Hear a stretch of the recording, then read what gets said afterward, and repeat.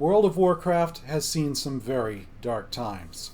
Content droughts, design fiascos, scandals, systems too complex for their own good, and radio silence as community engagement hits an all-time low. And now Final Fantasy XIV and other competitors are closing in. But I don't think this has to be the end of the story for World of Warcraft. What World of Warcraft needs is simpler systems, more content, better community engagement so that the dev teams know what will get players excited to pick up World of Warcraft again. To that end, I have invented a system of my own, a simple system that gives players huge amounts of customization, that lets developers add awesome and useful abilities without fear of spellbar bloat, giving players the ability to upgrade 3 of their spells to be something new. I'm cooking up concepts for 7 of these upgrade spells for every spec. Some of them are returning favorites, some of them are brand new. Either way, Blizzard has my express permission to use every concept I post about in these videos in the comments or on the forums. And if the Blizzard developers are too pressed for time to engage with the community, then I will. I'll get the feedback on this concept, and even if they don't take a single one of my ideas, they'll know what the players want, and most importantly, why. And they can use that to make the game better, because I want this game better. I want WoW to last another decade.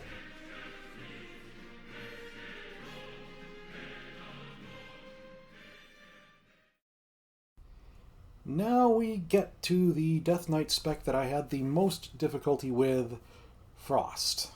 For the first time, I felt a need to modify talents in order to make room for my upgrades. Now, I'll be honest, I've never played a Frost Death Knight before, or any other Death Knight before. But there were a lot of things that rubbed me the wrong way about the spec's design as a whole after I had researched it on Wowhead and Icy Veins. The single-target rotation and the multi-target rotation were almost identical, and this isn't like Fury where there's an ability that modifies your other abilities to be multi-target.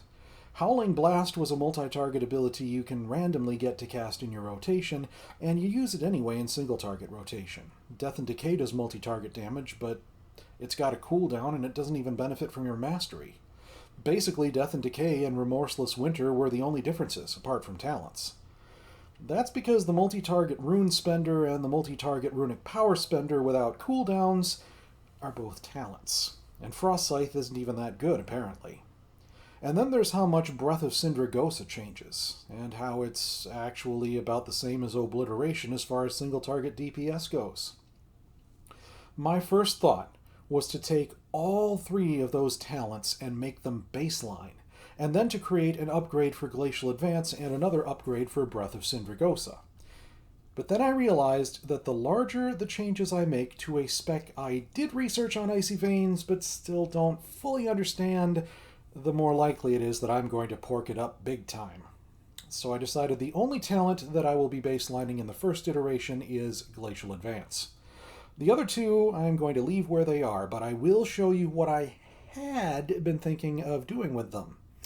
Well, with one of them anyway. You will see what I mean by that in a bit.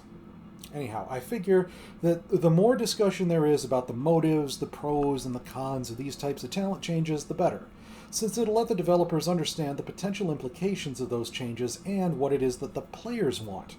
So I'd appreciate some in-depth discussion about what I did and about what I thought better of doing with the talent grid. Anyhow, in place of what I had thought of baselining in the talent grid, I put the following. In Frost Scythe's place, I put a passive called Runic Contagion. If your runic power builds up beyond a threshold, then enemies infected with your frost fever take frost damage. It's kind of like Epidemic if it were triggered by resources instead of by pressing a button and taking a global cooldown. Anyhow, this Runic Contagion damage can only trigger once every 10 seconds. The thinking here is that the level 35 tier seems to be all about multi-target damage. I figure that if there is multi-target damage to be done, Frost Fever will already be on most, if not all, of the targets. I looked at the Frozen Pulse trigger condition and thought, hey, that looks pretty neat. I wonder if I can do something similar, trigger a passive when a resource gets to a certain point? Of course, since high runic power is the trigger, I figure it'll have some interesting interactions with Breath of Sindragosa, and maybe make its window even bigger. if you didn't upgrade Breath of Sindragosa to another ability that's more about sustain and less about burst. I will discuss that later. It's sort of a moot point and sort of not, because for my first iteration, I'm not dropping Frost Scythe down to baseline, though there are ideas I'll keep in my back pocket in case I need them later. Though if feedback tells me to do so, I'll take them out of my back pocket and put them in the trash. Or into the upgrades, whatever I'm told by those who know better than me. In place of Glacial Advance, I added a talent for a damage ability that neither consumes nor generates runes or runic power. It's on a cooldown and has a few charges. I'm calling it Deadly Flow. It's kind of like that ability where Bolvar Fordragon sent big ol' spikes of ice at Sylvanas. It'll deal multi-target damage if you're standing in your Death and Decay. The thinking here was that I looked on the forums for some complaints about Frost, and yes, having no baseline multi-target runic power spender was one of them. That's part of the reason why I'm sticking to my guns about dropping this talent down to trainable while backing off about the other two. The other complaint was having gaps in the rotation, making Frost kind of a waiting game. The goal of my Deadly Flow talent idea is to add some filler. Deadly Flow can be to Frost what Blood Boil is to Blood, more or less. Of course, with some builds and with some upgrades, a filler like this won't be all that useful. But then, it's okay that some talents and upgrades have synergy with each other and others don't. Finally, in Breath of Sindragosa's place, I added a talent that I tentatively called Chill of the Tomb at the time. It significantly increased the damage of Death and Decay and caused it to deal Shadow Frost damage, enabling it to benefit from your mastery. The thinking here is that Icy Veins did show Death and Decay as part of Frost's multi-target damage rotation. But of course, Death and Decay doesn't benefit from Frost's mastery. With this passive, it did.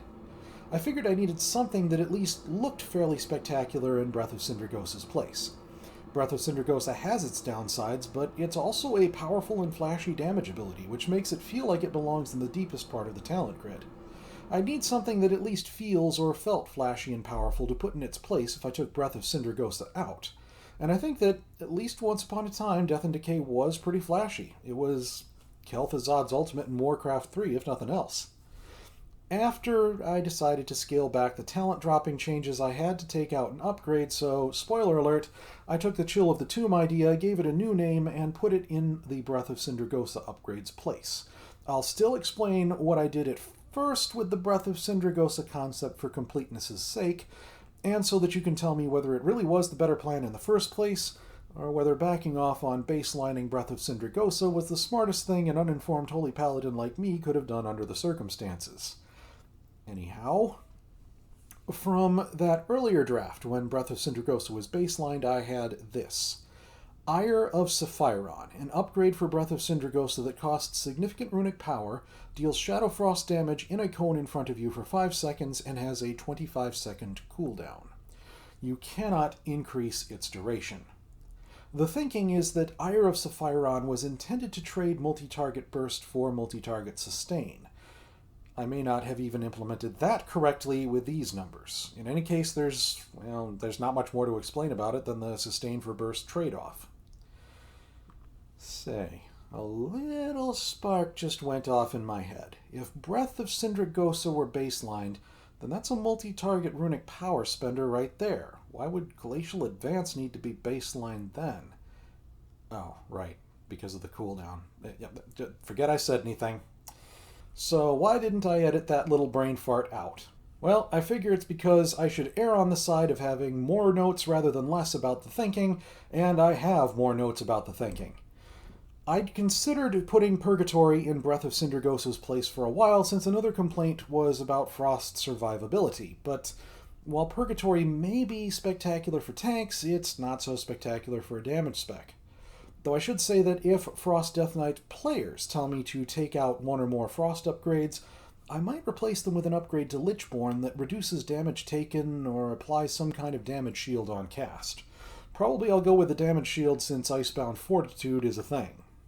Anyhow, at the time I'd cooked this up, I hadn't yet done talent grid changes with any of the other upgrades I'd done. When I first made my first drafts, I started with Paladins, then moved on to Mages, and then Warriors. Death Knights were the fourth, and the first, and so far only, where I did talent changes. And I only did them for Frost. To be honest, it's because the fact that an AoE builder and an AoE spender were talents and not baseline abilities really rubbed me the wrong way. Those kinds of builders and spenders are often the first things I look at when deciding what to upgrade, and having them in the talent grid really messed up my game plan. I was already inclined to do a little talent revamp, but what tipped me over the edge was looking through a few complaints about Frost Death Knights in the forums. When I saw Frost Death Knight players wishing for Glacial Advance to be baselined, I decided I needed to do some housework before I could think about upgrades. After all, I've been preaching about getting a foundation of awesomeness in place for class design before building on top of it with borrowed or semi-borrowed power. So I figured it's time to practice that. Though I have to admit, in my earlier draft, I didn't actually do anything with Frost Scythe after I baselined it. There were upgrades for Glacial Advance and Breath of Sindragosa, but not for Frost Scythe. I figured that was a sign that I was something wrong with how I was approaching this. I also considered a heavy damage upgrade for Frost Scythe that costs 2 runes, maybe calling that a Abyss Sweep or something, but I never got far with that idea. Anyhow, in some ways, I felt like the earlier changes where I took all 3 of those abilities out of the talent grid gutted the Frost talent grid of most of its spectacular stuff. After all, things that go boom and deal lots of damage when you press a button are fun and therefore attractive talents. And I'd taken 3 of them out and only given 1 back. 2 if you count Runic Contagion, which I probably shouldn't since it's not a button. Then again, those things that go boom were going to be on Frost's spell bar with the original changes, so if that would have been the important thing at the end of the day, then, well, please let me know. With all that spiel about talents out of the way, let's get on to the spread of upgrades. The first one is Icy Touch, an upgrade for Howling Blast that deals more damage than Howling Blast would do, but it only deals it to a single target. The application of Frost Fever is still AoE. The second upgrade is Hail Barrage, an upgrade for Glacial Advance that has much less range, but also more damage, and it deals the damage all around you and in a shorter cone in front of you.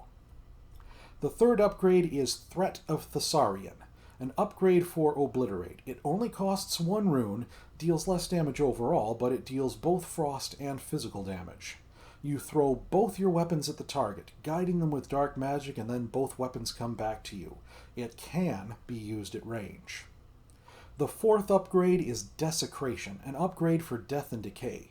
It deals significantly more damage than Death and Decay, and it deals it as Shadow Frost damage. The fifth upgrade is Ghostly Juggernaut, an upgrade for Death's Advance. It causes you to grow and deals Shadow Frost area of effect damage as you approach.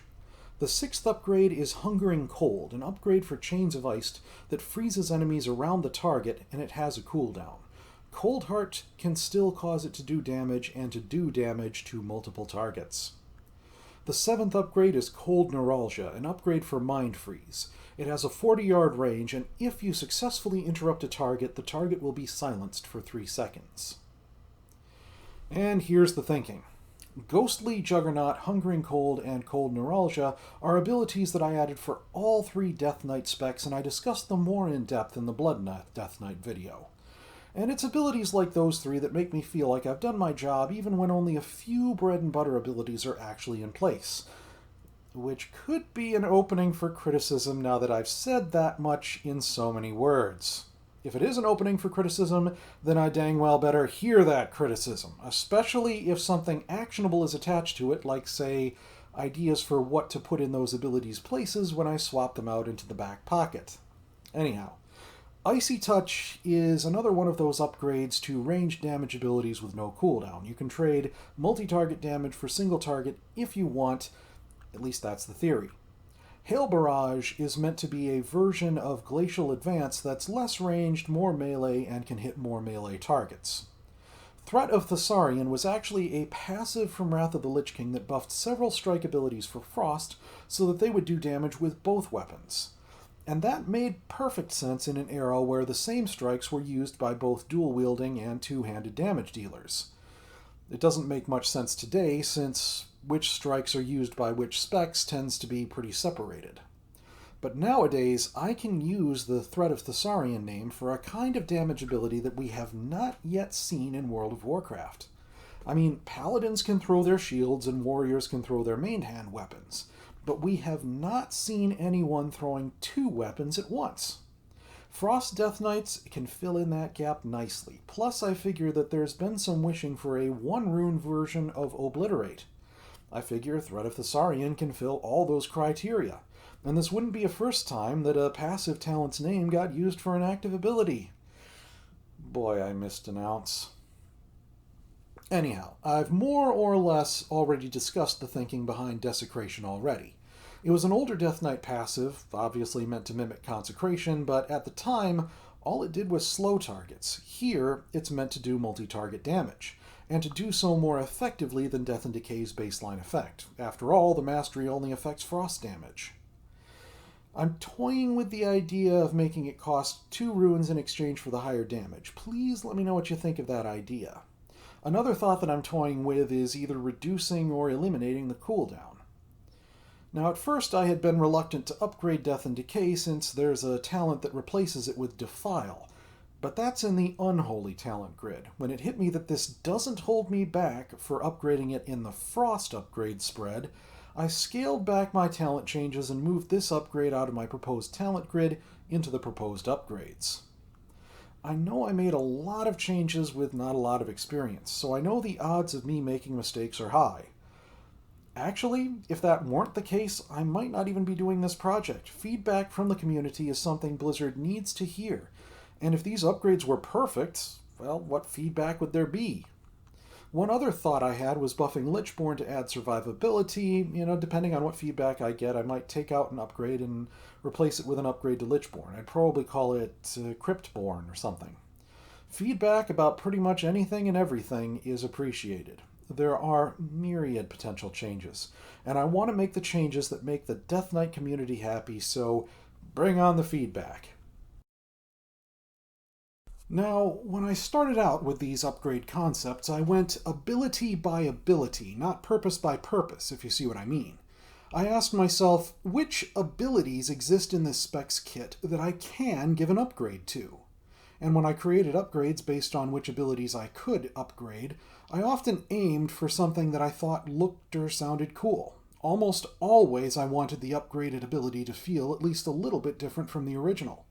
Often I tried to create some kind of trade-off, making the upgrade situationally useful based on things like the number of targets affected or having a stronger effect with a longer cooldown, things like that. Rarely did I upgrade the same ability more than once for the same spec, but while I was putting together each spread of upgrades, what I didn't do, and what I probably should have done in retrospect, was to figure out what goals a player would have while they're looking at a list of upgrades, and then make sure upgrades exist in the spread that allow the player to pick upgrades that help them achieve those goals. In my next iteration, I plan to have that design goal in mind, to consider what the player wants to accomplish and how they could accomplish it with the upgrades. I strongly suspect that in this next iteration, there will be a lot more cases where I upgrade the same ability in 2 or more different ways. That will give players more options, and since that's going to be the goal with goal-oriented design, who knows? I might even have 3 different upgrades for the same ability in the end. However, I can do this much more effectively in an environment that has a great deal of feedback available, and that's where you come in. You have knowledge that comes from experience with these specs. I don't. I tried to do my research on Wowhead and Icy Veins for each spec, but inevitably there'll be things you know that I don't because you have experience that I don't have. You'll have more and better ideas than I could hope to have, and I know I need those, so please, let me know what you think of these upgrades and what better ideas you have for what to put in their places. Actually, I think I might have done a better job with the Frost upgrade spread in Iteration 1 than I did with Blood or Unholy. I mean, if you go into it with the goal of buffing single target DPS, you have 2 upgrades that'll help, Threat of Thessarian and Icy Touch. If you want multi-target DPS buffed, there's Desecration, Hail Barrage, and if there's movement in the fight, Ghostly Juggernaut might be helpful. Heck, it might be a little helpful even if there isn't movement in the fight. Then again, that's 2 upgrades per purpose, and we're not even getting into Burst versus Sustain. Of course, maybe that's a moot point, since Burst means using a cooldown and then using your regular damage abilities. To boost sustain is to boost burst. I don't know. If players with more experience than I have better ideas, then let me hear them. The better I can make iteration 2, well, the better. Of course, I know Blizzard probably won't take many or even any of these suggestions. Heck, they might even have something objectively better in store for us than the semi-borrowed power upgrade system that I've cooked up here. But knowing what gets players excited will be helpful to them even so. That is why I'm sacrificing so much of my free time and energy on Project Decade. And who knows, they might just need these ideas to get WoW going in the right direction. Heck, if this video series just gets the Blizzard developers into the habit of creating a blue post with the thinking in it that goes in depth enough for us to understand what they're doing and what their design goals are, then that would be a huge step forward. Even saying the thinking out loud is sometimes enough to get you a new perspective on what you're doing. Is it really what people want? Does it serve the purposes that it really should be serving in the end? Am I really doing something just to make a system look awesome instead of making the game overall better? What does it do for the fun factor? Am I making the mistake of prioritizing my design goals over the fun factor? Are my design goals the right design goals to have? Do my ideas match the spec's feel and flavor? Is it a net gain? Is it genuinely awesome? Things like that. Plus, we just plain need more communication from Blizzard. If Project Decade gets the development team into the habit of telling us the thinking for every change they make, then the whole project will have been worth it, even if they don't take a single suggestion.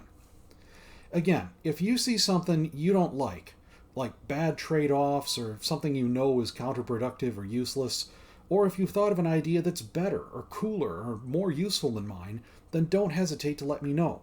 The more details you can provide about why you don't like it and what makes one of my ideas counterproductive or useless, or about why your idea is cooler or more useful than mine, the better. One of the main goals of Project Decade is to give whoever's in charge of class design and player power systems a good idea what appeals to players and what will actually get them excited to get back to WoW again. And the more you can say about the wherefore and the why, the better. I fully intend to iterate on this project and make changes in response to feedback. I know I'm going to make mistakes. Heck, I've already seen mistakes in some of the things that I've done. But if those mistakes generate the kind of discussion that Blizzard needs to hear, so much the better. Blizzard needs to see player engagement, humility, and feedback actually making change in action so they can start doing what needs to be done to turn WoW around. It can be done and it should be done. World of Warcraft can last another decade. So keep the feedback coming, folks. There's one last thing. I began working on Project Decade videos back in July, and considering how many months it has taken, the fact that there are 36 different sets of feedback to curate and compile, and multitudes of decisions to make based on feedback received, ideas others have come up with, and how to weave everything together into a fun, functional, and exciting whole, I don't have a chance in the tramaculum of getting this done in any reasonable length of time unless I get volunteers to help me curate and compile the feedback I'm getting. If you're willing to help curate feedback, please let me know. If I get enough interest, I will set up a Discord server where we can coordinate everything. Thank you in advance for your feedback and support. Let's make World of Warcraft the best game that it can be.